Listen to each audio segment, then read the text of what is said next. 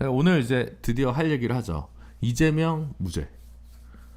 이거를 유튜브를 틀어놓고 1시간 반 있다가 하는 방송은 우리밖에 없을 거야. 그러니까 뭐 실컷 딴 얘기만 잔뜩 하고 지금. 남들은 시작부터 그걸 하는데 네. 생각을 해봤지. 네. 빌드업을 해봤어. 처음으로. 네. 그걸 먼저 하면 나머지는 다 뭐 별 할 얘기가 없을 것 같은 거예요. 근데 이 얘기만 가지고 2시간을 할 수 있을까? 이재명 재판만 가지고 그것도 아니죠. 자신이 없더라고요. 아니 이재명 재판 얘기한 다음에 또 딴 얘기 했겠죠. 딴 얘기 하는데 좀 약간 하십니까? 밀도가 떨어가지고. 근데 제가 판결문을 뽑았는데 받아서 네. 뽑았는데 너무 길더라고요. 그래서 그거를 네. 사전에 좀 뽑아갖고 열심히 읽으셔야지. 여기 아까 제작진이 왔더니 여기 네. 자고 계셨다고. 네. 네. 수면이 필요했습니다. 네. 네. 왜 수면이 필요했습니까? 피곤하니까. 왜 피곤했습니까? 나이가 드니까. 그렇습니다. 역시 네. 나이가. 네, 나이가 문제다. 그래서 이재명 사실 지난주 목요일에 네. 저희가 지난주 금요일에 이 방송을 했잖아요. 그렇죠. 제가 그때 그런 얘기를 했어요. 내가 그 전날 변호사들이랑 식사를 하는데 네. 이 사건의 변론을 맡은 법인에 네. 소속된 한 변호사가 얘기를 해가지고 네.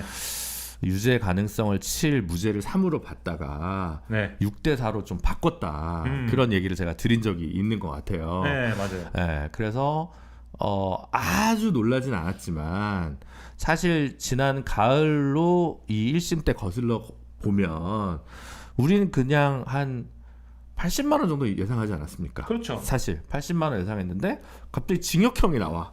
그러더니 이번에는 무죄가 나와. 그러니까 어쨌든 1심과 2심 재판부 각각 판사 3명 있지 않습니까? 6명.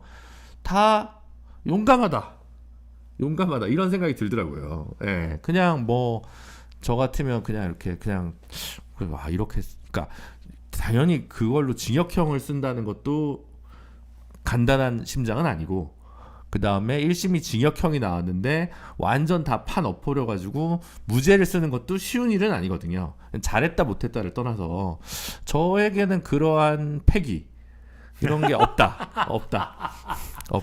대세수능형이다. 그 판사들의 야망은 무엇인가?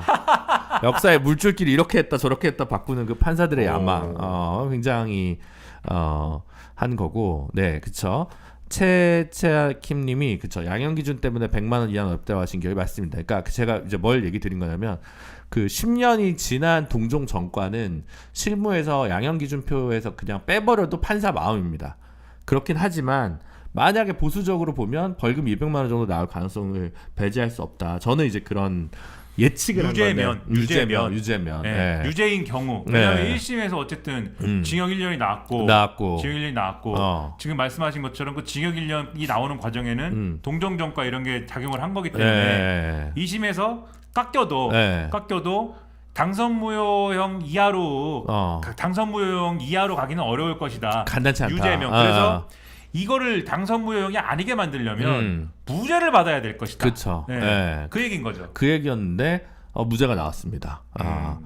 그래서 이제 뭐 지금 한쪽은 축제 분위기일 거고 한쪽은 폭망 분위기겠죠. 지금 뭐 좌파 판사 나오고 난리 났어요. 그렇죠. 좌파 판사다, 전라도 출신이다, 뭐 우리 법 연구회다, 뭐 난리 났어요 또. 또 그런 식이야. 네.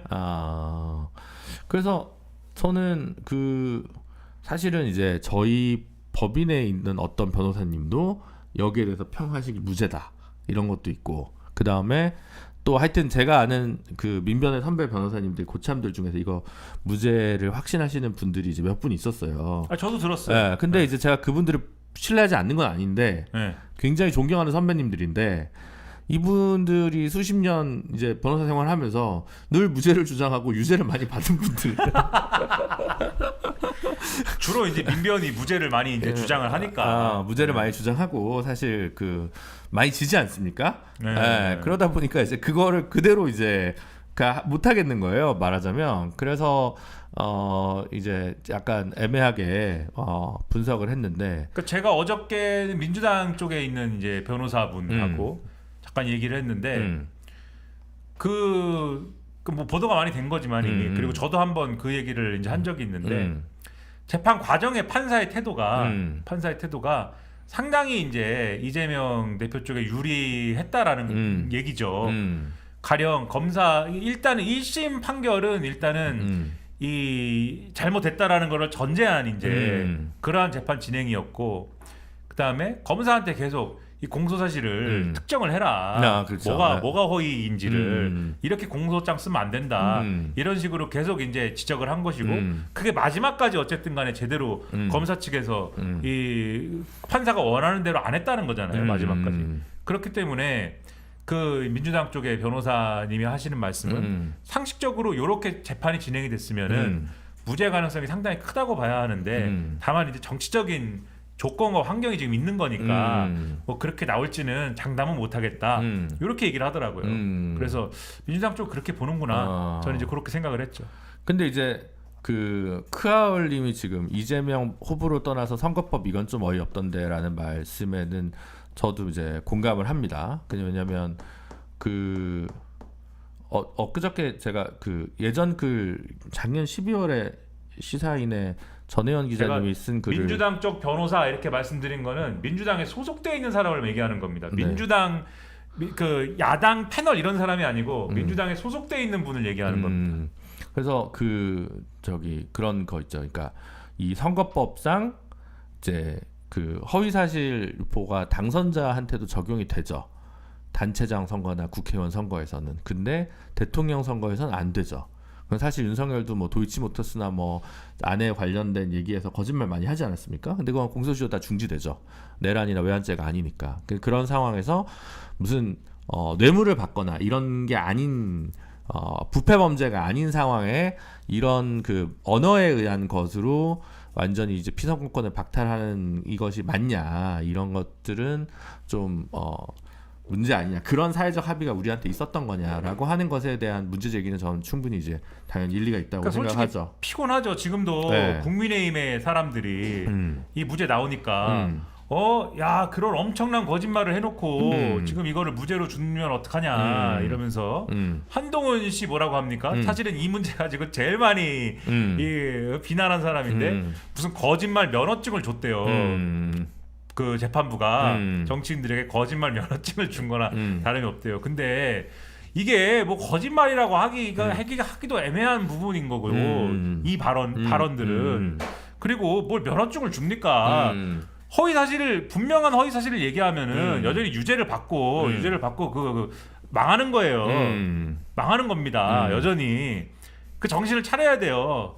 허위 사실 얘기하면 망합니다. 네? 근데 오늘 판단한 것은 허위 사실은 아니라는 걸 판단한 거잖아요. 네. 네? 판결문을 읽으셨으니까 내용을 자 이제 요걸 또 해가지고 여기다 빨리 설명해줘요. 이제. 안 돼. 다 요약이 머리에 다 안 돼 있어. 그러면은 뉴스에 나온 거를 이거를 왜냐면 여러분 판결문이요. 판결문이 무슨 몇 개 되지도 않는 발언을 가지고 100장씩 씁니까 판결문을 이거를 100페이지예요 100페이지. 네? 100페이지인데 되지도 않는 걸 가지고 그 사실은 이제 오늘 그거였잖아요.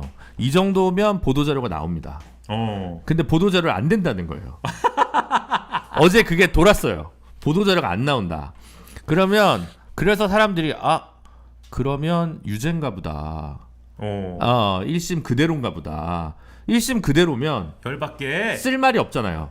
그럼 보도자료가 나오지 않았지. 열받게 이걸 제가 이제 오늘 이제 주기적으로 어디 글을 2주에 한 번씩 보냅니다. 근데 이거를 오늘 이제 칼럼을 써야 되는데 뭘 쓰나.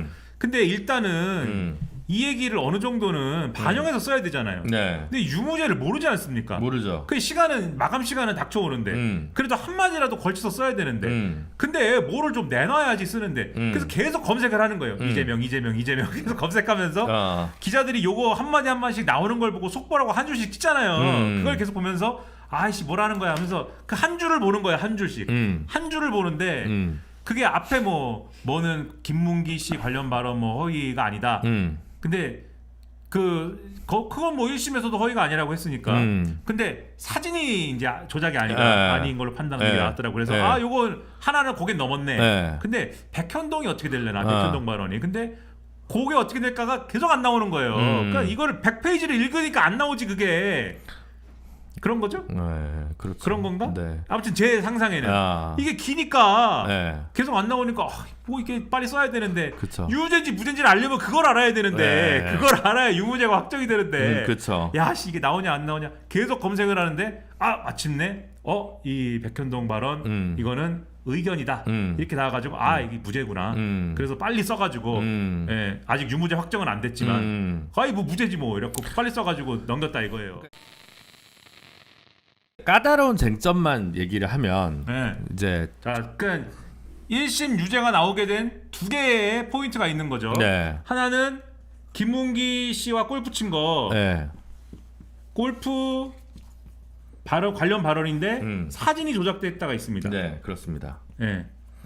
이 발언이 허위사실 공표다라고 1심 본 것이고 네. 두 번째 백현동 관련해서 협박받았다. 네, 국토부 협박 발언 직무유기로 뭐 고발한다. 백현동 국토부 그냥 대충 쓸게요. 네. 협박 발언. 그렇죠.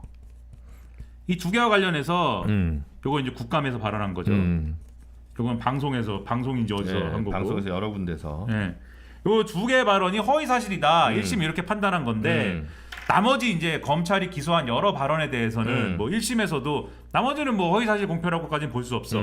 이렇게 판단을 한 건데 네. 요 두 개를 이제 그러면은 항소심에서 네. 어떻게 판단할 거냐가 네. 관건이었습니다. 네, 맞습니다. 근데 제가 그냥 보도를 보면은 항소심이 어떻게 판단했냐? 야, 요거는 요 김문기 골프 사진이 뭐냐면은 이 김문기 씨를 알았느냐 몰랐느냐에 대한 쟁점인데 1심이 보기에는 그 쟁점인데 이 이재명 대표가 이 한 10여 명이 같이 골프 친 사진인데 당시 국민의힘이 4명만 딱 잘라가지고 이것 봐라, 이 당시에 김문기를 알 수밖에 없는데 골프를 요렇게 같이 쳤으니까 같이 알 수밖에 없는데 지금 모른다고 거짓말을 하고 있다 라고 하는 사진을 SNS에 올렸어요. 네. 그래서 이렇게 4명이 이렇게 있는데 사진이, 그러니까 정확히는 이만한 사진이 있고 여기에 4명이 있죠. 그러니까 이렇게 4명이 있는데 네. 김문기 씨 모를 리가 있느냐 네. 라고 하는 사진을 SNS에 국민의힘의 모 의원이 네. 박수영 의원입니까? 네. 자른 건 뭐 이기인 씨라고 네. 하고 올린 건 박수영 씨라고 네. 하는 뭐 그런 얘기인 것 같은데 네. 아무튼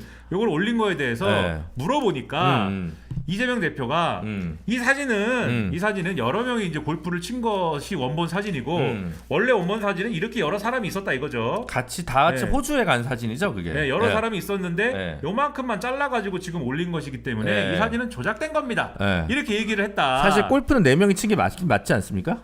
네? 골프는 4명이 치긴 쳤을걸요? 몰라요. 하여튼 사진은 네. 사진은 이렇고 열 몇 명이 있는 사진이고 그중에 요렇게만 잘랐으니까 네. 요거는 조작된 사진이다. 요렇게 얘기를 했는데 요렇게 얘기한 것에 대해서 1심 판사는 어떻게 생각했냐면은 어떻게 판단을 했냐면은 자, 이 발언은 뭐 앞뒤가 어쨌든지 간에 요게 조작이다라고 얘기한 것 자체가 김문기를 모른다라고 하려는 그러한 의도로 그렇게 믿게 하려는 의도로 한 발언이야. 그렇기 때문에 요거는 허위사실이란다. 이렇게 판단한 거예요. 이렇게 판단한 것이고 이 백현동 국토부 협박 발언 내가 그 당시에 백현동 개발하는 데 있어서 국토부가 뭐 이거 그 당시 뭡니까 그 부지를 뭔 부지입니까 그 갑자기 이름이 생각이 안 나는데 뭔 부지를 용도 변경하는 데 있어서 원래 용도 변경을 안 해주려고 그랬는데 뭐 국토부가 자꾸 이거를 뭐 해야만 한다고 그래가지고 심지어 협박할 정도로 이렇게 해야 된다고 그래가지고 내가 그거를 용도 변경을 하고 뭐 이런 얘기를 한 거잖아요. 근데 협박이라고 발언한 거에 대해서는 이게 국감에서 한 발언이긴 하지만은 이게 애초에 이 개발 자체를 이재명 당시 성남시장이 주도한 것이 아니고 주도한 것이 아니고 국토부에서 나온 거에서 한 건데 그래서 이제 뭐라고 돼 있냐면 1심의 판단이 말이죠. 1심의 판단이. 네. 1심의 판단이. 그러니까 이재명의 판단에 의해서 한 것이고 그래가지고 요 발언 자체가 사실이 아니다. 사실이 아닌 걸 얘기했기 때문에 허위 사실이다. 이렇게 이제 판단한 게 1심의 판단이었습니다. 네. 요게 1심 판단이고 근데 항소심은 어떻게 판단했느냐. 오늘 보도가 나온 걸 보면은 일단 사진을 잘라가지고 올렸지 않느냐? 그러면은 이재명이라는 사람은 조작됐다고 말할 수 있는 것이다. 사진이 조작됐지 않느냐? 어쨌든 요 문자 읽어드리면 41페이지입니다. 네. 이 사건 사진은 원본 중 일부 가로 열고 피고인의 모자가 부각되고 피고인과 B를 포함한 소수만이 한 프레임에 들어갈 수 있도록 가로 닫고를 떼내어 보여준 것이라는 의미에서 조작된 것이라고 볼 수 있다. 이렇게 썼어요. 2심 판결을. 네. 그러니까 여러 명이 있는 사진이어서 의미를 굳이 얘기하자면 이 여러 명이 같이 이제 여행한 사진이라고 하면은 열 몇 명 중에 김문기 씨를 이재명이 몰랐을 수 있는데 이 당시에는 근데 그동안 이재명 대표의 발언은 일관되게 기소 후에 김문기를 알았다라는 거고 그 맥락에서 보면은 이 사진을 찍혔을 때는 몰랐다라고 계속 일관된 주장을 하는 것인데 그러니까 이거 발언에 대해서 보는 겁니다. 실체적 진실은 뭐 어떻다는 거는 뭐 별개로 치더라도 이 발언은 뭘 얘기하고 싶은 거냐면은 그 주장을 뒷받침하는 게 이 전체 사진인데 그 맥락을 국민의힘이 깨기 위해서 요거를 잘라서 이 사진이 김문기를 안다는 증거이다라고 요거를 잘라서 주장했다. 그걸 주장하기 위해서 이 사진을 자른 거다. 요 얘기를 하는 거 아니냐. 그러니까 요거는 이 이재명 입장에서는 사진을 조작했다라고 말할 수 있는 거다. 요 논리죠 지금. 항소심 논리가. 그래서 요거는 사진이 조작됐다라고 말한 것은 허위사실이라고 볼 수가 없다. 허위사실 유포한 것이라고 볼 수가 없다. 이런 얘기인 것 같아요. 보도를 보면은. 그리고 요 얘기 백현동 국토부 협박 발언은 그건 이재명이 본인이 그렇게 느꼈다지 않느냐. 그런 얘기죠 이게. 아니야. 요거는 정확히 얘기하면 의견이다. 이제 이런 거죠. 66페이지 얘기입니다.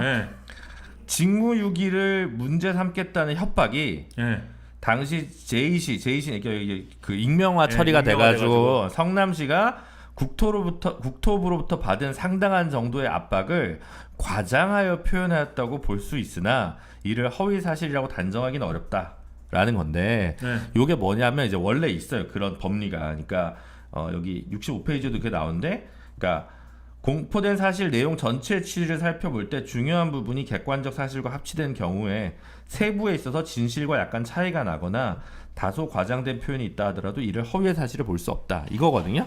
요게 사실은 이제 명예훼손이나 아니면 이제 허위 사실 요 관련해 가지고 굉장히 많이 나오는 법리긴 합니다. 근데 요걸 적용할까 말까는 판사 마음. 그 변호사들도 예측할 수 없어. 그러니까 국토부가 뭐 공문을 보내거나 뭐 이러한 사실은 있는 거니까 그러한 사실을 공문을 받았을 때 받은 사실에 대해서 이재명 대표가 가령 나는 협박으로 느꼈달지 이런 식으로 과장을 한 것인 거고 실제 사실이 없는데 그 아무것도 안 했는데 국토부가 아무것도 안 했는데 국토부가 뭘 나한테 압박을 줬다라고 하면 그 허위사실 공표지만 뭔가가 있었는데 그것을 내가 상당히 내가 뭐 과중하게 느꼈다라고 하는 것 정도는 그건 뭐 그냥 과장한 것에 불과하니까 그 정도는 된다. 이런 법리다.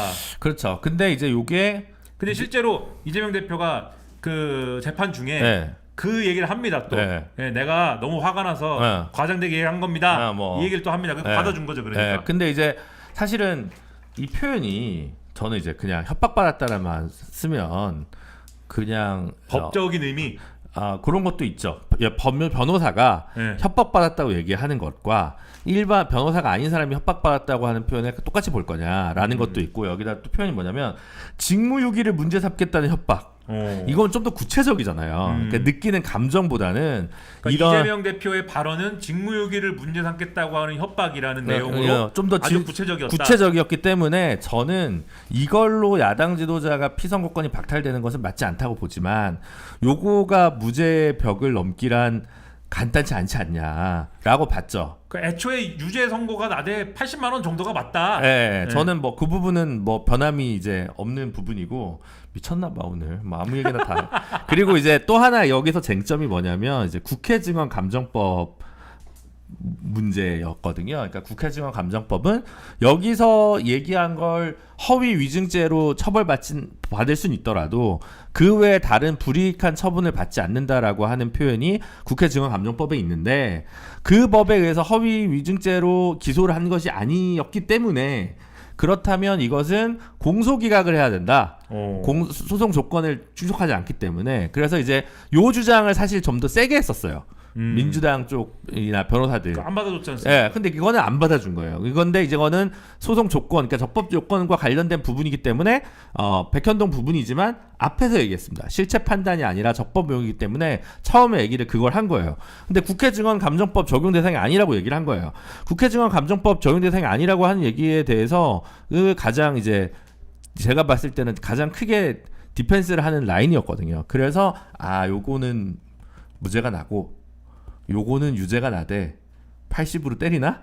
뭐 이렇게 생각한 거죠. 제가 이제 그 실시간으로 그 뉴스를 보고 있으면서. 근데 이제 아까 얘기했듯이 허위에서 다소간의 이제 언어의 인플레와 관련해서는 전체적인 맥락 속에서 파악하는 이 법리는 늘 있습니다. 이 법리를 적용할지 말지는 법원 마음이에요. 근데 이제 제가 이제 뭐가 고민이었고 틀렸는지에 대해서 뭐 하여튼 오늘의 그 작은 순간에서조차 예측을 틀렸다. 아, 그렇죠. 네. 그렇습니다. 네. 늘 틀린다. 네. 근데 이제 이게 이제 정치적 후과가 뭐냐에 대한 얘기를 이제 해야 되는데 뭐 또 지우십니까? 네, 지워야죠. 또 했으면. 제가 지울게요. 제가. 네. 정치적 후과가 뭐냐를 얘기한다면서요. 아니, 그래도 또 지우면서. 네. 야. 지우는 재미로 하는 거예요. 지우는 재미로. 네. 그렇습니다. 이걸 딱 이렇게. 야, 역시 새 거는 빨리 지워지는구나. 이건 벌써 말라서. 네, 그렇습니다.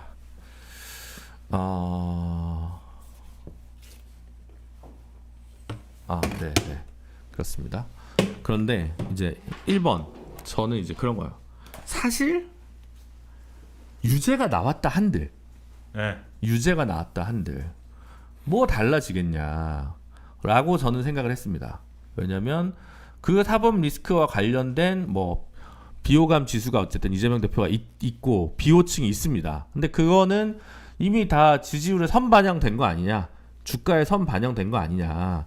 그리고 피선거권 박탈이 전국적으로 되는 대법원 선고가 현재 시점에서 대선 직전에 난리는 없다.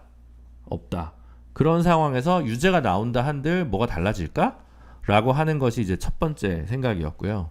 두 번째는 2007년 생각이 많이 났습니다. 2007년. 이명박? 이명박. 2007년에 민주당 선수들이 박근혜가 나오면 무조건 진다. 근데 이명박은 올라오기만 하면 나스로 탁 격추를 해서 우리가 대선을 이긴다. 이명박의 사법 리스크가 너무 크기 때문에 끝장낼 수 있다. 이 한방론이 있었거든요. 그러니까 결국은 그거는 자기의 실력으로 이걸 없는다라는 게 아니라 상대방의 약점으로 이거를 이제 무너뜨린다라고 하는 건데, 이 정서가 가지고 온 그 원판은 결국은 이회창이 병역 비리로 진 거다라고 하는 서사에 기원한 인식론인 것 같거든요. 근데 사실은 97년 대선은 그거보다는 뭐 DJ와 JP의 연정, 그리고 이인재의 분열, 이 더 핵심적이었다고 보는 제 입장에서 봤을 때는, 그러니까 하나의 사건을 가지고 이게 확 뒤집어지고 말고의 문제가 아니라, 그럼 보수 지지층은, 그러니까 보수 지지층이 엄청나게 이재명 대표 싫어하는 거는 잘 아는데, 뭐 모르기가 어려운데, 하지만 이거 하나 가지고 이게 유죄가 난다고 해서 그래서 대선의 판이 바뀔까?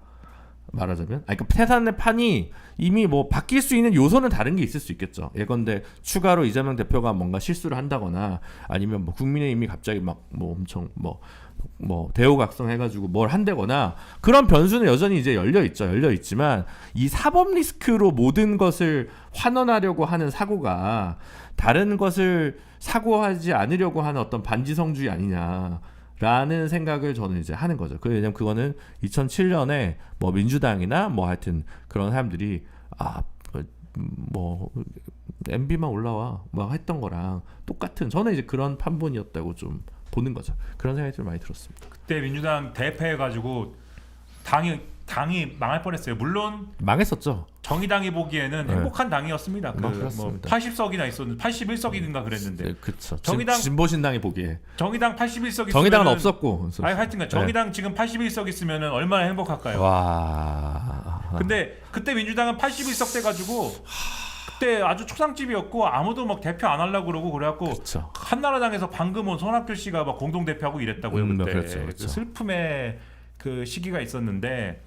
그때 이제 선거 전략이 이제 안 좋았던 거는 맞고, 지금은 심지어 국민의힘 뭐가 있습니까? 윤석열이 나라를 이꼬라지로 만들어 놨잖아요. 예? 비할 바가 아니잖아요 지금. 이꼬라지로 만들어 놓은 거에 대해서 반성조차 없지 않습니까? 그쵸. 반성조차 없고 무슨 괴이한 소리나 계속 찍찍해대고 윤석열 기각된다 지금 이러고 있고, 기각된다 각하된다 이거를 당해서 막 얘기를 하고 말도 안 되는 소리에 연속을 하면서 이재명 이거 이 선거법 위반 타령이나 해서 그거 해가지고 반 이재명 정서 이걸로 뭘 해보겠다 이걸로 승부가 나겠습니까? 오늘도 저 집 근처를 지나가는데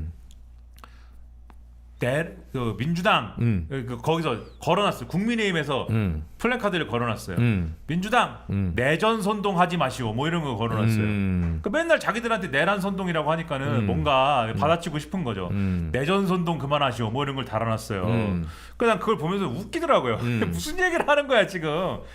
뭐 본인들 걱정이나 본인들에 대해서나 얘기를 해라. 나라 이게 뭡니까 지금? 그리고 이제 국민의힘 너무 열받아. 그리고 이제 어디는 또 갔는데 그 얘기를 하세요. 이재명 대표가 이제 몸조심해라고 하지 않았습니까? 최상목 씨한테. 그 얘기는 안 해야 될 얘기라고 했습니다. 분명히 제가. 근데 국민의힘 웃긴 게 그 얘기를 계속 이제 울고 먹고 싶은 거예요. 그래가지고 그 최상목에게 몸조심하라는 이재명 이렇게 쓴 다음에 국민 여러분 이재명을 조심하십시오 이렇게 써놓은 장난치는 겁니까? 말장난하는 거야? 그래도 뭐 재미는 있네요. 말장난하는 거야 뭐야 이게 지금 그런 자세로 지금 하는데 뭐가 될 리가 있습니까? 예? 될 리가 없지. 네. 황당해가지고 진짜. 그러니까 그게 그것만 오매불만 기다리고 있었던 거예요. 그러니까 아까 음모론 말씀드렸잖아요. 음모론, 그런 음모론이 실제 헌법재판소에서 작동하는지는 제가 모르겠으나 그게 작동한 결과인지는 모르겠으나 그런 생각을 그런 기대를 그런 어떤 그림과 청사진을 국민의힘의 어떤 사람들은 계속 그리고 계속 상상하고 계속 시도를 하고 그러고 있는 거고 이거는 윤석열도 제가 볼 때는 이거는 또 하고 있는 거다.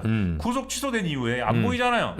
그 윤석열이 집에서 그 밥이나 먹고 술이나 먹고 있겠습니까? 물론 그렇게 하고 있겠죠. 네. 하지만 오로지 그 일만 하고 있을 것이냐? 자기 인생이 달렸는데, 자기 남은 인생이 달렸는데 뭘 엄청 열심히 하겠죠. 전화를 엄청 열심히 돌리겠죠. 제가 볼 때는 헌법재판관들한테 우리 같은 사람들은 자 탄핵 심판하고 있는데 그 전화하면은 나중에 문제될 수도 있고 그 또 금도가 아니야 그거는. 전화 안 하죠 우리 같은 사람들. 그쵸. 우리가 순진한 사람들. 네. 윤석열 할까 안 할까요? 하겠네요. 내가 볼 때 하고도 남을 녀석이지 않습니까? 네. 그 생각 안 해봤어. 전화 막 해가지고 그냥 막 그 뭐 비화폰 이런 걸로 막 걸어가지고 이래가지고 저기 나 윤석열인데 글쎄 그 뭐 딱딱한 얘기는 이제 그만 하시고 그래가지고 뭐 이재명이가 막 뭐 이러면서 하고도 남을 그런 오늘 했을 것 같아. 참고 참다가 안 되겠다. 안 되겠다. 안 된다. 위중교사 2심을 기다리기 위해서 4월 18일까지 선고하지 마라. 뭐 이런 얘기를 더군다나 이자의 행태를 보면은 그 변호인단에서도 변호인단이 하자는 대로도 안 하고 자기 물론 변호인단도 거의 이상한 전술이지만 심지어 변호인단에서도 자기가 선수경 감독 아니에요. 자기가 선수경 감독이고 막 이끌잖아요. 이런 걸 보면은 분명히 이 여당 극우 시위대와 유튜버 그다음에 이런 이제 어떤 법조 프렌즈들을 다 포괄하는 컨트롤 타워로서 자기가 자기 윤석열 월드에서 뭔가를 하는 게 있다. 그래서 플랜 A 5대 3으로 나는 부활한다. 플랜 A. 근데 안 됩니다 절대. 절대 안 돼요. 안 되죠. 아까 말씀드렸잖아요. 헌법재판소. 자, 헌법재판소가 헌법재판관들이 정리한 5개 쟁점 중에 하나만 헌법 위반이 인정돼도 그거는 중대한 위반이기 때문에 8대 0 파면 된다. 말씀드렸잖아요. 5개 중에 하나만 인정돼도 끝난다고. 네. 자, 안 돼. 그럼 플랜 B가 있습니다. 플랜 B가 아까 말씀하신 것처럼 자, 최대한 최대한 이제 이재명 정권을 민주당 정권을 막고 최대한 이것만은 막고 2 그렇게 해서 국민의힘 정권이 되면 국민의힘 정권이거나 또는 범보수 정권이 되면 검찰 컨트롤하고 사법부 컨트롤하고 뭐 될지 안 될지 모르지만 이런 식으로 해가지고 최대한 어쨌든 내란죄와 관련된 이 마크를 이제 벗어버리거나 하여튼 리스크를 최대한 줄이고 감옥에 들어가더라도 감옥에 들어가 있는 기간을 줄이고 그래가지고 최대한 이 법적 책임을 줄여서 종국적으로는 사면 이렇게 해가지고 요거를 벗어난다. 내 인생 그래서 내 인생 내가 구제한다. 여기 플랜 B. 그러면 국민의힘과 법적 프렌즈들은 사실 플랜 A에는 전폭적으로 협조 못해요. 플랜 A는 윤석열 부활인데 요거는 어렵지 않습니까? 그렇죠. 아까 말씀드린 것처럼. 불가능하죠. 그러나 플랜 B까지는 어느 정도는 협조할 수 있다. 그래서 제가 볼 때는 각자의 지금 계산이 좀 다르지만 그래도 5월 동조할 수 있는 선이 플랜 B 방금 말씀드린 그 정도 선이 아니냐. 음모론, 뇌피셜. 네.